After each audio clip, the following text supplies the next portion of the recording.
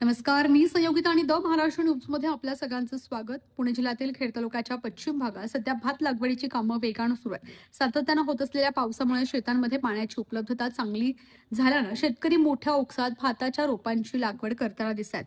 विराम, आंबोली, आढे, बांद्रे, भलवडी, सातकरवाडी आणि अंफू या गावांमध्ये सध्या शेतीची लगबग वाढली आहे. अनेक शेतांमध्ये कुटुंबासह महिला, पुरुष आणि तरुण मंडळी भात लावणीच्या कामात सहभागी झालेत. पावसाच्या सरी, हिरवीगार शेतं आणि डोंगरदऱ्यांनी नटलेला परिसर यामुळे संपूर्ण पश्चिम भागाला निसर्ग सौंदर्याची अनोखी झळाळी प्राप्त झाली आहे. भात लागवडीचा हंगाम हा येथील शेतकऱ्यांसाठी अत्यंत महत्त्वाचा मानला जातो. कृषी तज्ज्ञांच्या मते वेळेवर झालेला पाऊस आणि योग्य पद्धतीने करण्यात आलेली लागवड यामुळे यंदा भात उत्पादन चांगले होण्याची शक्यता आहे. मात्र शेतकऱ्यांनी पिकांची नियमित पाहणी करून रोग आणि किडींचं वेळेवर नियंत्रण ठेवावं असंही आवाहन करण्यात आलंय.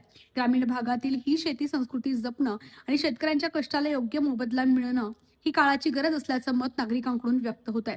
Bureau report, the Maharashtra news, Pune. आपल्या भागातील महत्त्वपूर्ण बातम्या पाहण्यासाठी आजच आमच्या चॅनलला सबस्क्राइब करा आणि बेल आयकॉन प्रेस करा.